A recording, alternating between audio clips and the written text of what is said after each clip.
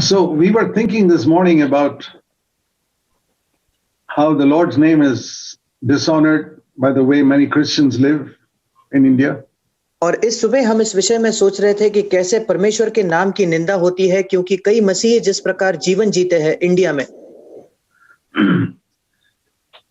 When Christians don't live upright, godly lives, it brings dishonor to the name of Christ. जब मसीही लोग सीधाई से एक ईश्वरीय जीवन नहीं जीते, तो फिर मसीह के नाम की निंदा होती है। Okay, we try, we never give up trying. हम कोशिश करते रहेंगे, हम कोशिश करना कभी छोड़ते नहीं। You know, that's how we get victory over sin. और क्या आप जानते हो कि पाप पर विजय हम ऐसे ही पाते हैं। If you try once and you fail and you give up, you'll never get victory. अगर आपने एक बार कोशिश की और आप उसी के बाद हार मान लोगे, तो आप कभी विजय नहीं पाओगे। I was defeated for so many years. मैं कई साल तक पापों से पराभव का मैंने सामना किया। But I read God's word, sin cannot rule over you. पर मैंने परमेश्वर का वचन पढ़ा कि पाप तुम पर राज नहीं कर पाएगा। Romans 6:14. Romeo 6:14। No sin can rule over you. कोई भी पाप तुम पर प्रभुता न कर पाएगा। So, as I was saying, Romans 6:14 says that no sin can rule over us. और जैसे मैं कह रहा था, रोमियो की पत्री उसके 6 अध्याय के 14 वचन में लिखा है कि कोई भी पाप की हम पर प्रभुता न होगी। And if we believe that is God's word, और अगर हम इस पर विश्वास रखें कि ये परमेश्वर का वचन है, then we will not give up until we get it. फिर हम तब तक हार नहीं मानेंगे जब तक हमें वो प्राप्त नहीं होता। There's a promise in Jeremiah 29. यिर्मयाह नबी की पुस्तक उसके 29 अध्याय में एक वचन है। It's in the Old Testament, but it applies to us today as well. ये पुराने नियम में पाई जाती है, पर ये आज हमें भी लागू होती है। Jeremiah 29 and verse 11. यिर्मयाह उसका 29 अध्याय और 11 वचन, where it says, I know the plans I have for you. और क्योंकि यहोवा की ये वाणी है कि जो कल्पनाएं मैं तुम्हारे विषय करता हूं उन्हें मैं जानता हूं। They are plans for your good, to give you a future and a hope. ये आपके एक उज्जवल भविष्य के योजनाएं हैं, आपको एक आशा देने के लिए। And when you pray to me, verse 12, I will listen to you. और 12 वचन, जब तुम मेरे पास प्रार्थना करोगे तो मैं तुम्हें सुनूंगा। But listen to this, verse 13, very important verse. पर अब इस वचन को सुने, 13 वचन जो बहुत जरूरी वचन है। You will seek me and find me when you search for me with all your heart. तुम मुझे ढूंढोगे और पाओगे भी, क्योंकि तुम अपने संपूर्ण मन से मेरे पास आओगे। So it's only when we seek the Lord with all our heart that we will come into that life of victory. और इसलिए जब हम परमेश्वर को अपने पूरे हृदय से खोजे, तब ही हम उस विजय के जीवन में प्रवेश कर सकते हैं। As I said, why is the name of the Lord dishonored by Christians in India? जैसे मैंने कहा, क्यों भारत में प्रभु के नाम की निंदा की जाती है मसीही लोगों के द्वारा? Because they see Christians living in sin. क्योंकि बाकी लोग देखते हैं कि मसीही लोग पाप में जी रहे हैं। They see Christians borrowing money and not returning it.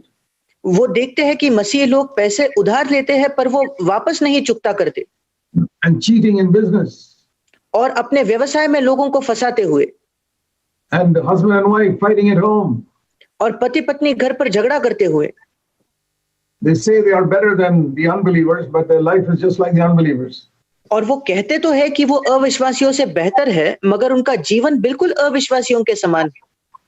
Now, when we see this, we are not called to criticize all that. और जब हम इन बातों को देखते हैं तो हमारी ये बुलाहट नहीं है कि हम इन्हीं बातों की टीका करें। If we are concerned about the Lord's name, it will bring us sorrow in our heart. अगर हम प्रभु के नाम के विषय में हमें थोड़ी भी आदर है, तो इसकी वजह से हमारे मन में खेद होगा। Jesus, when he looked at the hypocrisy among the Pharisees in Jerusalem, जब यीशु मसीह ने यरूशलेम में जो फरीसी लोग थे उनके पाखंड और दिखावे को देखा, the Bible says he wept over that city. और बाइबल में लिखा है कि यीशु मसीह उस शहर के लिए वो आंसू रोए। So that's what we need to do, not just criticize. और हमें भी यही करना है, सिर्फ इन बातों की शिकायत या आलोचना नहीं करनी है। There's a lot of place for weeping in the Bible. और बाइबल में कई स्थानों पर हम रोना और विलाप करना देखते हैं। Weeping for our own sin, that's the first step. हमारे खुद के पापों के लिए रोना, ये पहली कदम है। Because that's destroying our relationship with God. क्योंकि इसके वजह से परमेश्वर के साथ हमारा जो नाता है ये टूट जाता है। So if you have never wept over your failure and your sin, और इसलिए अगर आपकी असफलता की वजह से या आपके पाप की वजह से आप कभी भी रोए नहीं, तो I can tell you, you will never come to victory. मैं आपको कह सकता हूं कि आप कभी भी विजय नहीं पाओगे। I can think of numerous days in my life when I wept before God because I had failed Him. मैं मेरे जीवन में याद कर सकता हूं ऐसे कई दिन थे जब मैं परमेश्वर के सामने रोया क्योंकि मैं उसके सामने असफल रहा। At night on my pillow, रात में अपने तकिए पर, not in some big public sin that other people could see, कोई ऐसा पाप नहीं जो और लोग देख पाते थे, जो सार्वजनिक हो, but my thoughts पर ऐसा पाप जो मेरे विचारों में था and in my words. और मेरे शब्दों में।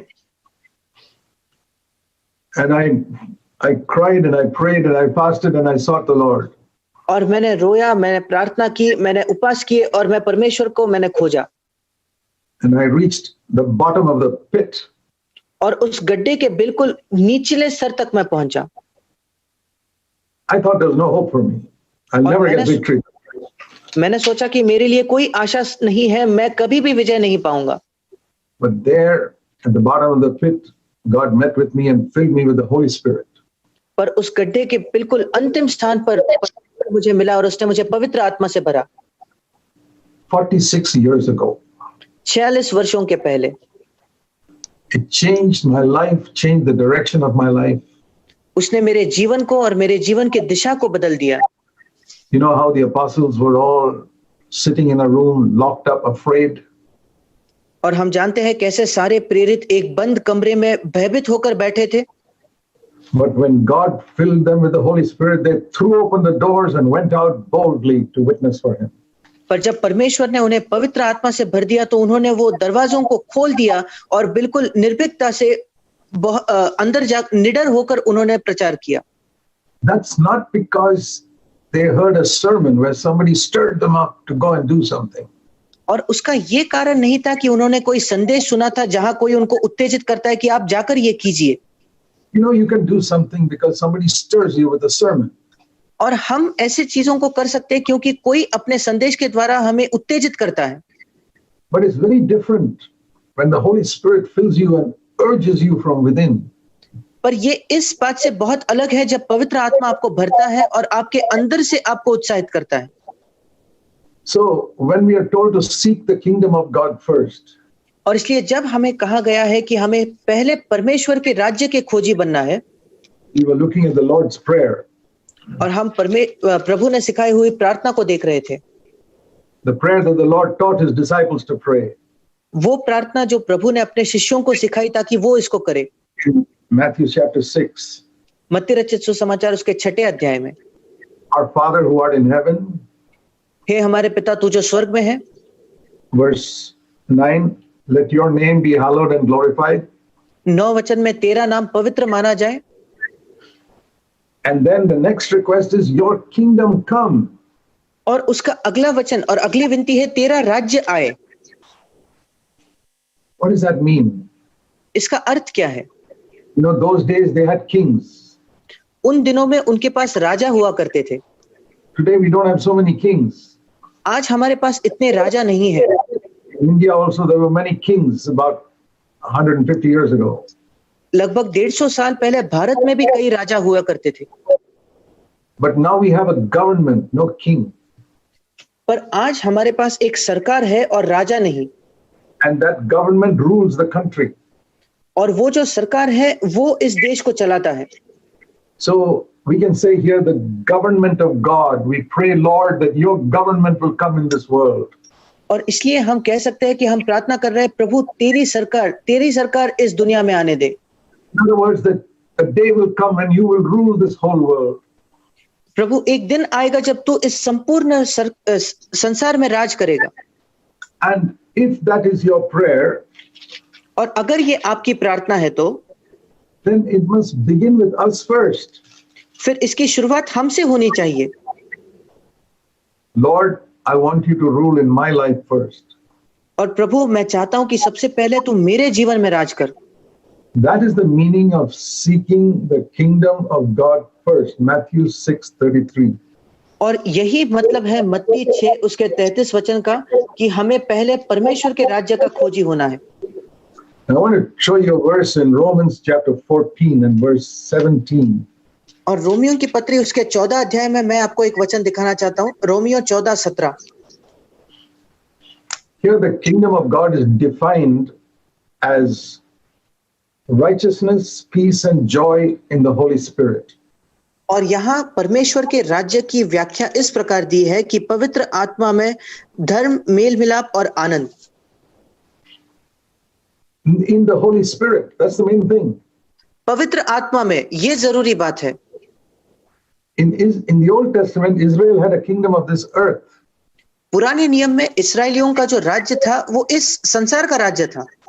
They did not have the kingdom of God in their hearts. उनके पास परमेश्वर का राज्य नहीं था उनके हृदय में, Because the Holy Spirit had not come. क्योंकि पवित्र आत्मा तब तक नहीं आया था। But today we can have the Holy Spirit fill our heart. पर आज पवित्र आत्मा हमारे अंदर होकर हमें भर सकता है। That means we have yielded every part of our life to Him. इसका मतलब हमारे जीवन का हर भाग हमने उनको समर्पित किया है। And we listen to His promptings when He tells us not to do something or to do something. और हम उसकी आवाज को सुनते हैं जब वो हमें कहता है कि ये करो या ये मत करो। That is to live under the guidance of the Holy Spirit. इसका मतलब है कि हम पवित्र आत्मा के मार्गदर्शन के नीचे जीते हैं। And you know what will be the result? और आप जानते हो इसका परिणाम क्या होगा? See Romans 8 chapter 8 and verse 4. Romeo की पत्री 8वां अध्याय और 4था वचन।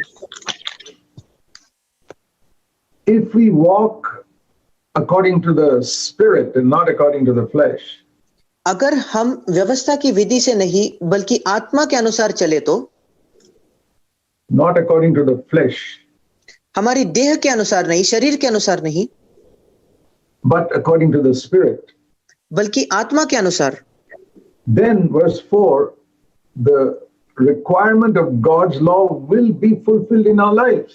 और फिर चौथे वचन में लिखा है जो परमेश्वर के व्यवस्था की विधि के जो जरूरतें हैं वो हमारे जीवन में पूरी की जाएंगी। If we walk according to the Spirit.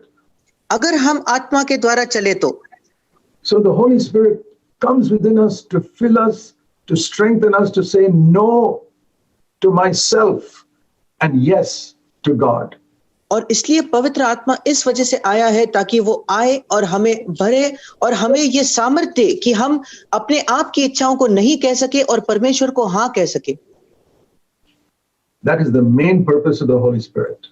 पवित्र आत्मा के आने का ये मुख्य उद्देश्य है। That He can give me strength inside to say no to my self-will and yes to the will of God. कि वो मुझे मेरे भीतर सामर्थ्य देता है ताकि मैं अपने स्वयं की इच्छा को नहीं कहूं और परमेश्वर की इच्छा को हाँ कहूं। You can hear so many sermons on victory over sin. It will never happen till you are filled with the Holy Spirit. आप पाप पर विजय पाने के कई संदेश को सुन सकते हो पर ये आपके जीवन में तब तक पूरा नहीं होगा जब तक आप पवित्र आत्मा से भरते नहीं। And then after being filled with the Spirit, it speaks here about walking according to the Spirit. और फिर पवित्र आत्मा से भरने के बाद यहाँ लिखा है पवित्र आत्मा के द्वारा चलना।